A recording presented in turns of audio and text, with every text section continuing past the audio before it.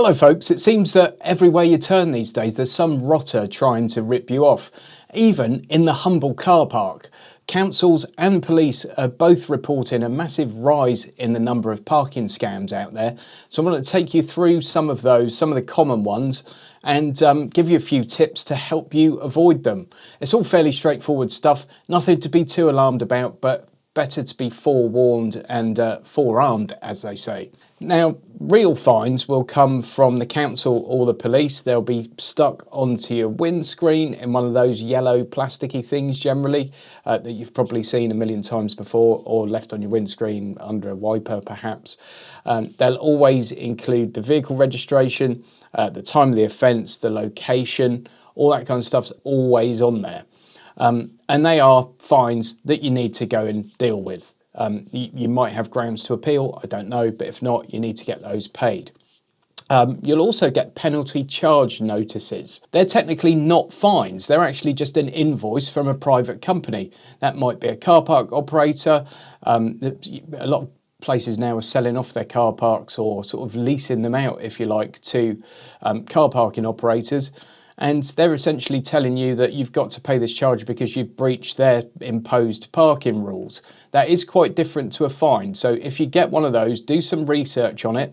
Don't just refuse to pay it, but you might not have to pay it. So it's worth taking a bit of advice if you get one of those. The next thing I'm going to tell you about are scamming devices at car parks themselves.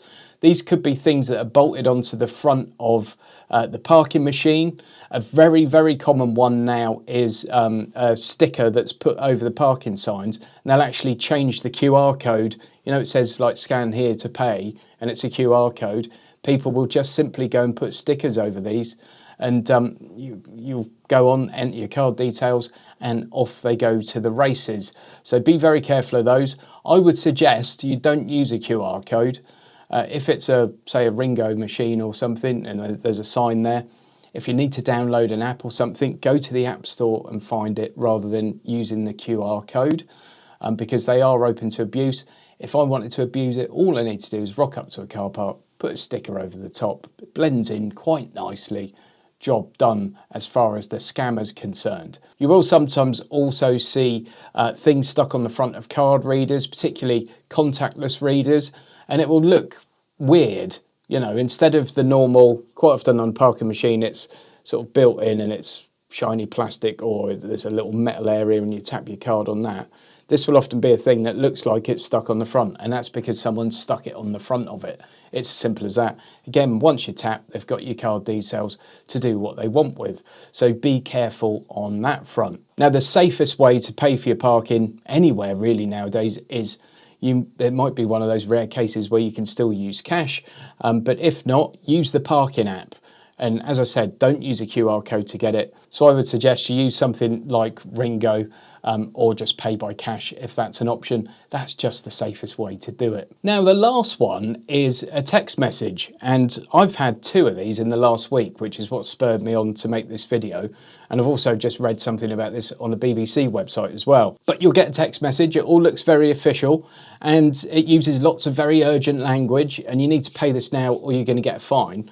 Well, the first thing you have to ask yourself is, how the hell did they get my mobile phone number in a car park? Like, that's not going to happen. If you do click the link, that's going to take you through to what will be a very believable looking website.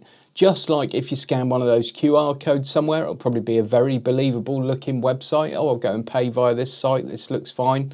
Don't be fooled by any of that. Anyone can clone a website nowadays in 5 minutes. We've got AI to thank for that. If you're receiving a parking warning on your phone, there's a 99.9% chance that that's completely fraudulent. And if you do click on one of those links, I would strongly suggest you completely power down your phone and restart it, because it could be that by clicking that link, the fraudsters have actually gained access to your phone and the data on it. So you want to get it turned off as quickly as possible. You should also then think about changing passwords, maybe contacting your bank to let them know what's happened. Just common sense sort of belt and braces type things is probably quite a good idea. I have had a couple of people write to me in the last 6 months that have been ripped off at car parks. So bear that in mind, folks. This is more than one of those hearsay things or one of those nonsense headlines you sometimes get on the daily papers to try and get people to have a bit of interest in it. This is something that is actually happening. And there's lots of evidence of it happening if you go and have a look for it. So just to run through again, if you get a text message on your phone saying there's a parking fine, there's a very, very good chance it's a nonsense. Don't click on the link in it. If you are at a car park and there's an option to either use an app or cash, do one of those before you do anything else, because it's just the safest way. And also try and avoid using QR codes in car parks. They're so easily abused. Remember, if you do get a fine from the council, it'll be penalty charge notice. If it's from the police, it'll be a fixed penalty notice.